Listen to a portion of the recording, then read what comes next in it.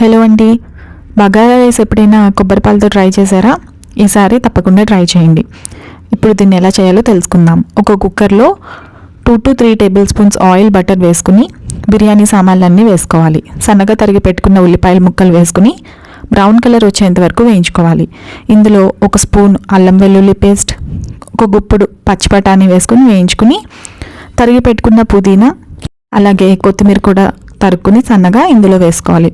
5 నుంచి 6 పచ్చిమిరపకాయలు వేసుకుని రుచికి సరిపడా ఉప్పు వేసుకుని అలాగే స్పైస్ ప్రకారం మసాలా కూడా వేసుకుని ఇవన్నీ చక్కగా కలుపుకున్నాక 1 కప్పు బాస్మతి రైస్కి 1 కప్పు కొబ్బరి పాలు వేసుకోవాలి. ఎక్కువ కొబ్బరి పాలు ఇష్టం లేని వాళ్ళు 1/2 కప్ వాటర్ కూడా వేసుకోండి.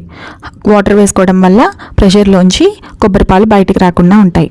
4 విజిల్స్ వచ్చేంత వరకు కుక్ చేసుకుని మూత తీసాక 1 స్పూన్ బటర్ వేసుకుని క్లోజ్ చేసుకోవాలి. అంతేనండి, బగారా అన్నం రెడీ అయిపోయింది. నచ్చినట్లయితే ప్లీజ్ సబ్స్క్రైబ్.